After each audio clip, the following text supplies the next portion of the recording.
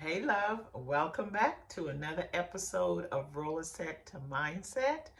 I am your host, Angela B. Fuller, Master Hairstylist turned Certified Transformation Coach. And what I do is I bring our skill set, beauty industry professional skill set, together with mindset. I bridge those two together so that we can be better, not only for ourselves, but for the people that we serve. But before we dive in, I just want to let you all know I know my voice sounds like it has a little bass in it, but I think I fooled around and got myself a summer cold. But you know what? The show has to go on. Nothing's going to stop the information I got for you. So if you can bear with my sexy, raspy voice, I got the goods for you. But before we dive into this episode, of course, I got a pop question for you. And my pop question always leads into the episode. So, my pop question to you, for all you listeners and viewers out there on YouTube, I can't forget my YouTube folks. All right, good to have you all here. My pop question is, what is your greatest strength as a beauty industry professional? And the reason I'm asking that question is that so many times every 100 years or so, an individual is born and enters into this beauty industry profession where who they are outside of their business is who they are inside of their business. But for the rest of us trying so hard to get this thing done right, we have to do some personal development. We've got to read a good book. We've got a good mentor so that we can do the do when we're in the salon, and we or whatever medium esthetician, nail technician, makeup artist, so that we can do what we do in our profession as well as outside of our profession. So, what I want you all to really think about this: what is your greatest strength as a beauty industry professional? Now, like I said, some of us are born to do it, and some of us have to recreate the skills, the hard skills and the soft skills, in order to be successful and serve on a high level in this industry. So, when I talk about your hard skills, I'm talking about the tools that you use to get the job done in your profession. And that falls under the category of, say, if you're a colorist, being an excellent colorist. You know how to bring colors together to create your own unique story that you tell on a client's hair color. Or you have a deep understanding of how this industry works. You also take into consideration lines and angles when you're cutting or when you're applying makeup. You know the angle of the skin, the angles of the face, the jawline, the bone line, the bone structure, to create the best look for your client. As a nail technician, again, you know how to look at an individual's skin tone and choose the right color to bring out the best in that nail nail polish application. So those are the skill set that helps you to be successful as far as your craft is concerned. But then there are also those personality skill sets, the personality traits that help you, that involves a mixture of your social and interpersonal skill set, your character traits and your professional attitude that help you to be successful as well. Sometimes you might want to, and also your soft skills, such as your time management when you're at work, or your customer service, or just, are you an active listener? Because with all of bringing all of this together, it is what makes you unique. it's those skill sets that keep bringing your customer back. So let's just dive in a little bit about that, because so many of us are trying so hard in this day and age. The name of the game is not only knowing what to do, but also how to create customer loyalty. What's gonna keep bringing your customer back? Because let's be clear, there is collaboration out here, but there is also some level of competition out here. And we as individuals have got to collectively support our industry, but we have also got to zone in on our skill sets, be it hard skill set, personality skill set, people skill set, soft skill set. We as individuals have to hone in that so that we can operate as a on a higher level, so that we can have repeat business. Part of what makes, in my opinion, an excellent beauty industry professional deals with the enthusiasm that we present, the enthusiasm that oozes out of us when we are servicing our clients. Not only do we have to be enthusiastic about the work that we are doing, we also have to show some level of patience with our clients, because a lot of times clients don't come in with the best moods. Not only that, there are times when a client is not even sure about what she wants, about the look that she wants, about the service that she wants. Sometimes, based upon the type of experience we had, our clients have had before they come into the salon or come to the makeup counter or come to the nail shop, they've had a rough day. And a service that you've been giving them for months, for years, they don't want any part of that. And so many times we have to just look beyond the service that we are offering and kind of delve into what's happening with the client's mindset, what's happening with her on an emotional level. And so sometimes we have to be that quote unquote therapist. We have to be patient. We have to listen. We have to ask them about their day. And that's where active listening come in which we really take the time to listen. You've got to be tuned in to what that client is feeling at all moments.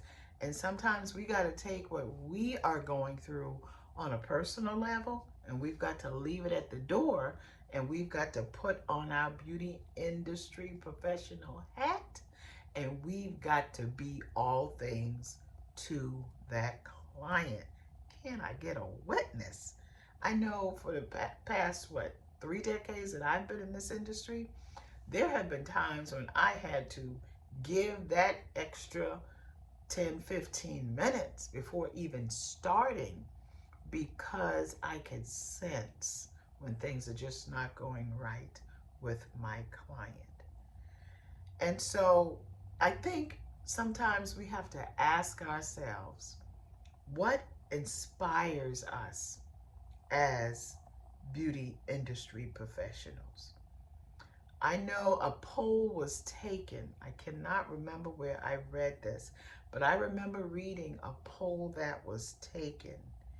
And the number one answer that came from stylists in terms of what inspired them to become a beauty industry professional, or what inspires them as a beauty industry professional. And two things that came up: good results for their clients and a memorable experience for their client. So it's not always about the actual service that we deliver, but a lot of it has to do with the experience that we provided for them. You know, we got to remember that our clients are not just numbers. We just can't let them come into our space like a revolving door. They're not just a number. They are human beings with emotions, with feelings. The same way we don't always have the best day, our clients come in not having the best day. And guess what? They look to us to help them to feel better.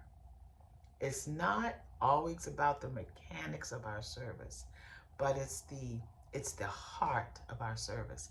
And I cannot drive that home enough. So many times we have to put our heart into our service, because I think we sometimes have to remember that we are in a service industry. It's not, even though there's many aspects of our industry that's science based, we also have to remember that there's a large percentage of our industry is like doing art. And art is not always predictable. So when our client comes in, we cannot always predict. Sometimes we have to stop. Sometimes we have to assess. Sometimes we have to step out and come back in and regroup so that we can be better to deliver a better service. You all got what I'm saying? And so you say, well, Angela, how do we improve? Because we all got different personalities, and some of us are very skilled at what we do. But when it comes to our personality traits, we lack it. We lack time management. We lack good customer service. We lack active listening.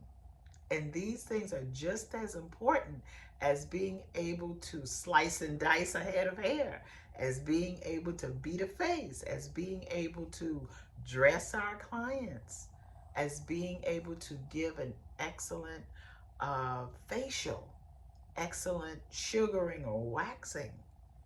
We've got to bring our full game when we are servicing our clients.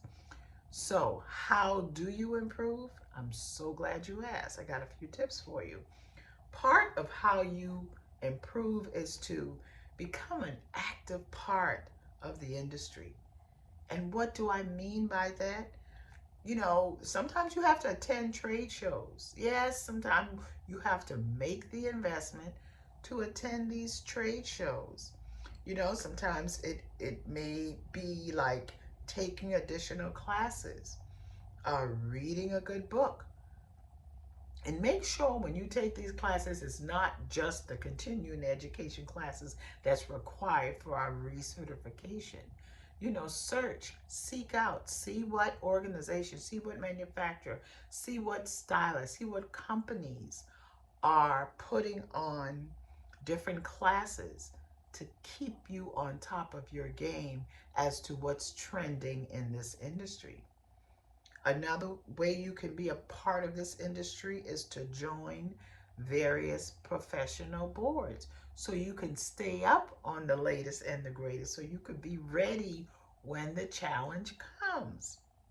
Order magazines ahead of time. You read those magazines ahead of time so when your client comes in, you have some deep conversations concerning whatever service you're giving them. Be an expert in your industry and bring it to your clients. It allows them to see you even more as a professional. Another thing that you can do is to do an evaluation of your business. You can do it on a bi-weekly basis or you can do it on a monthly basis. Whatever works for you. You have to ask yourself, because when you're doing an evaluation of your business, it gives you that edge in which you're competing, not necessarily with the next beauty industry professional, but you're competing with who you were the month before, how your business performed the month before. And you'll be surprised how that causes an improvement of how you run your business. You know, did you meet your goals? And where do you need to make the adjustments? It just keeps your stress level down, and it builds your self confidence and competency up. So just go ahead, set yourself up for success. You can't wait on success. You've got to get in front of the success. Do you understand what I'm saying? You've got to get in front of that success. Another way that you can improve as a beauty industry professional is be open to professional development, whether that is through workshop, whether that is getting you a good mentor. And mentors don't necessarily have to be another person.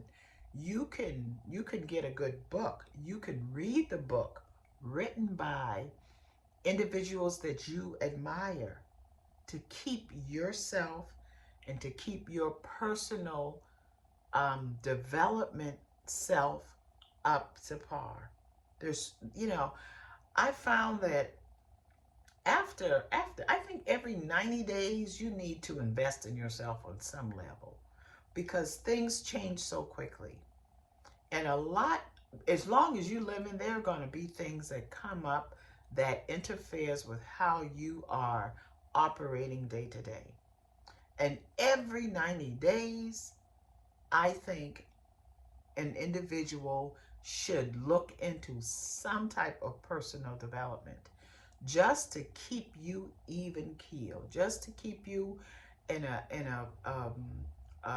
sense of, just to keep you up to par on what you're feeling, just to keep imposter syndrome down, just to keep you from doubting yourself. As long as you are investing in yourself, that negative self-talk, it doesn't have room to creep in. And the last thing I want to say to you is, be sure to check in with yourself to avoid burnout. I found that over the years that I've been in the beauty industry, the times that I did not take to rest, to take a minute to regroup, those were the times that I felt like my business was falling apart. I felt like I wasn't giving my clients the the service that they needed. It's because I didn't check in with myself. All I did was work, work, work, work. Set goals, work, met the goals. Set goals, work, and met the goals. That led into burnout. And when we're not fortifying ourselves, baby, listen, we cannot fortify anyone else. Everything suffers. Our business suffers, our personal life suffers. Those of us who are in relationships or marriages or partnerships, that suffers. Friendship suffers. Always remember to make yourself number one, because guess what? You cannot, I repeat, you cannot give from an empty well. So promise me that. Promise me you will work towards improving areas that you see where you're falling short. And one of the areas to be a part, be an active part of the industry, do an evaluation of your business either bi-weekly or monthly, be open to personal development, and be sure to check in with yourself to avoid burnout. You do those things, you'll be well on your way to achieving longevity in this industry. That I know for sure. I'll talk with you soon. Okay? Bye. Mwah.